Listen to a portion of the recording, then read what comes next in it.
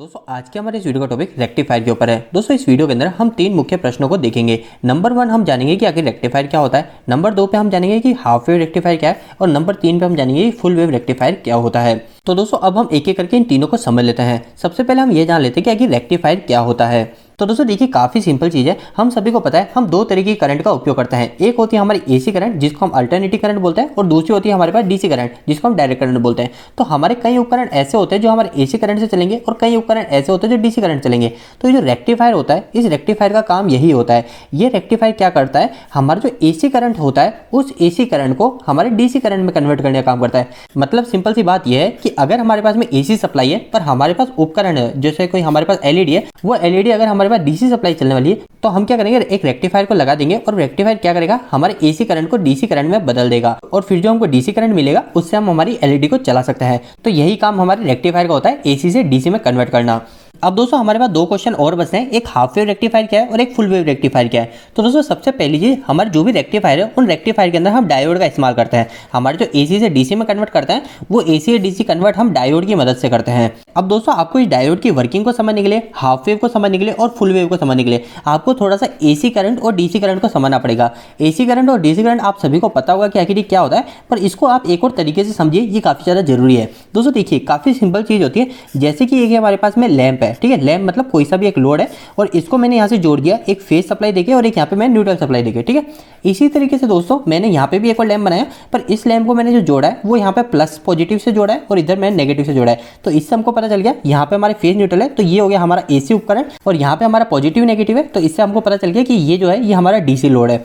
अब दोस्तों एक मुख्य चीज को आप जान लीजिए, जब हम एसी करंट के लोड को चलाते हैं, मतलब इसके अंदर हमने फेज और न्यूट्रल की सप्लाई दी और हमारा ये लैंप स्टार्ट हो गया, तो हमारा जो लैंप होगा इस लैंप के अंदर जो करंट होगी वो करंट कुछ समय के लिए इस डायरेक्शन में फ्लो होगी और कुछ समय के लिए करंट जो होगी वो इस डायरेक्शन में फ्लो होगी। मतलब करंट थोड़े समय के लिए इधर से इधर जा रही होगी, न्यूट्रल की तरफ जा रही होगी, पर थोड़े से समय के बाद हमारी जो करंट है वो करंट इस डायरेक्शन में जा रही होगी। मतलब करंट की डायरेक्शन हमारे बार बार चेंज होती रहेगी। पर अगर हम डीसी लोड की बात करें तो डीसी के उपकरण में क्या होगा, डीसी के उपकरण में जैसे हमारा लैंप है और इधर हमने पॉजिटिव दिया और इधर हमने नेगेटिव दिया, तो हमारा जो करंट होगा वो करंट कंटिन्यूअसली इसी डायरेक्शन में बहता रहेगा। पर एसी के केस में क्या हो रहा था, पहले इधर जा रहा है, फिर इधर जा रहा है, फिर वापस इधर, फिर ऐसे इधर।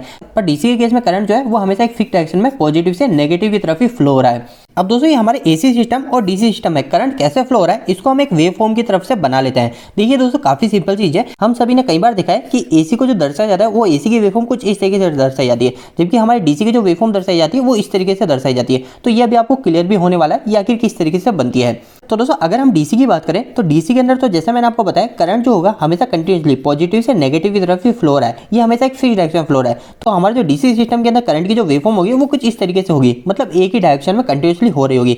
इस वेव फॉर्म के अंदर क्या होता है दोस्तों, ये हमारी दो भागों में बटी होती है। आपको दिख रहा है बीच में लाइन, ये हमारे दो भागों में बटी हुई है, एक हमारी इस लाइन के ऊपर और एक हमारी इस लाइन के नीचे। अगर हम ऊपर की लाइन की बात करें तो ये हमारी पॉजिटिव साइकिल होती है और ये हमारी नीचे वाली नेगेटिव साइकिल होती है। तो हमारा जो डीसी करंट होता है वो डीसी करंट हमेशा एक ही साइकिल में फ्लो हो रहा होता है। पर अगर हम एसी करंट की बात करें तो एसी करंट में तो हमने देखा करंट थोड़ी देर इधर फ्लो हो रहा है, फिर थोड़ी देर में इधर फ्लो हो रहा है। तो इसकी जो वेवफॉर्म बनती है वो कुछ इस तरीके से बनती है। हाँ, थोड़ी देर के लिए पॉजिटिव में साइड में जाएगी, फिर थोड़ी देर के लिए नेगेटिव, फिर थोड़ी देर के लिए पॉजिटिव साइड में जाएगी, फिर थोड़ी देर के लिए नेगेटिव। ये हमारी करंट कुछ इस तरीके से वेवफॉर्म बनती है। इस एसी की वेवफॉर्म से आपको साफ क्लियर हो रहा होगा कि करंट हमारा थोड़ी देर के लिए पॉजिटिव साइकिल में, फिर थोड़ी देर के लिए नेगेटिव साइकिल में। तो इस तरीके से हमारी एसी करंट जो है वो फ्लो हो रही होती है। हमेशा एसी करंट अपनी डायरेक्शन बार बार बदलती रहती है, आपको सिर्फ इस बात का ध्यान रखना है।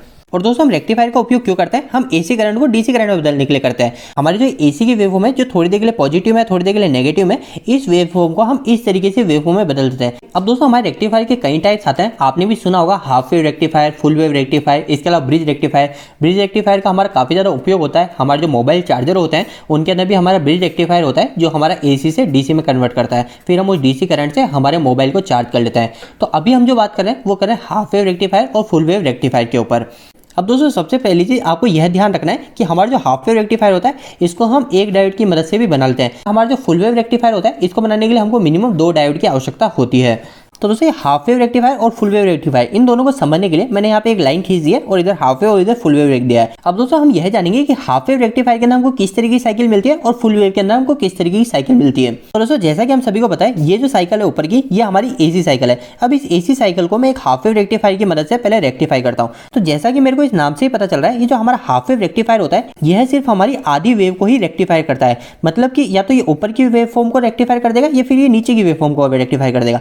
तो अगर अगर हम चाहते हैं हमको जो पॉजिटिव वेवफॉर्म ही चाहिए, नेगेटिव वेवफॉर्म नहीं चाहिए, तो हम क्या करेंगे, हाफ वेव रेक्टिफायर को लगा देंगे। अब ये हाफ वेव रेक्टिफायर के अंदर हमको क्या करना पड़ेगा, एक डायोड को लाना पड़ेगा और उस डायोड के इस्तेमाल से हम इस्तेमाल से क्या कर सकते हैं, हमारे जो वेवफॉर्म एसी की वेवफॉर्म है, इसके अंदर आपको सभी को पता है पहले हमारा जो करंट है वो करंट हमारा पॉजिटिव से नेगेटिव में फ्लो हो रहा है, तो हमारी जो वेवफॉर्म बनेगी वो कुछ इस तरीके से बनेगी।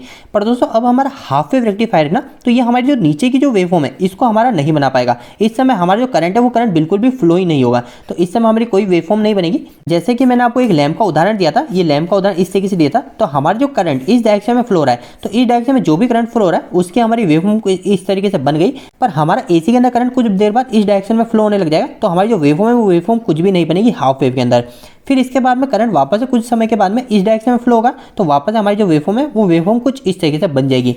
मतलब हमारी जो वेवफॉर्म है वो वेवफॉर्म हाफ वेव में बनेगी। पर दोस्तों अगर हम फुल वेव रेक्टिफायर की बात करें, तो जैसा कि मैंने आपको बताया इसके लिए हमको 2 डायोड की आवश्यकता होती है। तो ये 2 डायोड की मदद से हम क्या करते हैं, हमारी ये दोनों जो वेवफॉर्म है, मतलब कि हमारी जो पूरी वेव है, फुल वेव जो है उसको हम रेक्टिफाई कर लेंगे। तो सबसे पहले जैसे हमने हमारे लैंप को चलाया, तो हमारी जो करंट है वो करंट की डायरेक्शन कुछ इस तरीके से हो गई। तो हमारी करंट की इस डायरेक्शन होने के कारण मतलब हम सोच लेते हैं कि हमारी जो करंट है वो पॉजिटिव से नेगेटिव में जा रही है, तो हमारी कुछ ये वेवफॉर्म बन गई। तो हमारा रेक्टिफायर क्या करेगा, इस तरीके से एक वेवफॉर्म को बना देगा। अब इसके कुछ समय के बाद में हम सभी को पता है हमारा एसी करंट अपनी डायरेक्शन चेंज करेगा, तो डायरेक्शन हमारी एसी करंट की कुछ इस तरीके से हो जाएगी। यानी अब जो डायरेक्शन हो गई वो नेगेटिव से पॉजिटिव की तरफ हो गई। तो हमारी जो वेवफॉर्म बन रही है एसी के अंदर वो कुछ इस तरीके से नीचे की तरफ बन रही है। पर अगर हम यहाँ पे फुल वेव रेक्टिफायर को उपयोग में ले रहे हैं, तो हमारा जो रेक्टिफायर होगा वो हमारी ये नेगेटिव की जो वेवफॉर्म है इसको भी हमारी पॉजिटिव वेवफॉर्म में कन्वर्ट कर देगा। तो हमारी जो वेवफॉर्म बन जाएगी वो कुछ इस तरीके से बन जाएगी। मतलब कि अगर हम हाफ वेव और फुल वेव इन दोनों को सिर्फ एक लाइन के अंदर समझे, तो काफी सिंपल सा ये है, हमारा जो हाफ वेव रेक्टिफायर होगा इसके अंदर सिर्फ आधी वेवफॉर्म को ही रेक्टिफाई कर पाएगा। या तो हम नीचे की वेवफॉर्म को रेक्टिफाई कर लेंगे या फिर हम ऊपर की वेवफॉर्म को रेक्टिफाई कर लेंगे, और हमारी जो दूसरी वेवफॉर्म होगी वो दूसरी वेवफॉर्म अपने आप क्रॉस में बन जाएगी। मतलब वहां पे कोई भी करंट फ्लो होगा ही नहीं, जैसा कि हमारे यहाँ पे भी बना। हमारे ओनली फॉर पॉजिटिव वेवफॉर्म बनी थी, नेगेटिव में हमारे कोई भी करंट फ्लो नहीं हुआ। पर अगर हम फुल वेव की बात करें, तो फुल वेव के अंदर क्या होगा, हमारी पूरी वेवफॉर्म जो होगी वो रेक्टिफाई हो जाएगी। तो यहाँ पे हमारी पूरी वेवफॉर्म रेक्टिफाई हो गई है। तो दोस्तों इस वीडियो के अंदर मैंने आपको rectifier, half wave rectifier, full wave rectifier क्या होता है ये बताने की कोशिश की है। अगर दोस्तों आपको यह भी जानना है कि हाफ वेव रेक्टिफायर किस तरीके से बनाया जाता है, फुल वेव किस तरीके से बनाया जाता है, या फिर हमारा जो ब्रिज रेक्टिफायर होता है वो क्या होता है, किस तरह से काम करता है, तो आप मुझे कमेंट बॉक्स में कमेंट कीजिएगा। मैं इस टॉपिक के ऊपर भी जल्द एक न्यू वीडियो बनाने की कोशिश करूंगा। तो दोस्तों उम्मीद है कि आज के इस वीडियो के माध्यम से आपको कुछ बेहतर जानकारी मिली होगी। आपको यह वीडियो कैसा लगा, इस वीडियो को लाइक करके जरूर बताएं। अगर आपको कोई भी सवाल इस वीडियो के प्रति या फिर इलेक्ट्रिकल जुड़ा है, तो आप मुझे नीचे कमेंट बॉक्स में कमेंट करके पूछ सकते हैं। इलेक्ट्रिकल की वीडियो अगर आप हिंदी में देखना पसंद करते हैं, आज मैं चैनल को सब्सक्राइब कर लीजिए। आज के लिए इतना ही, धन्यवाद।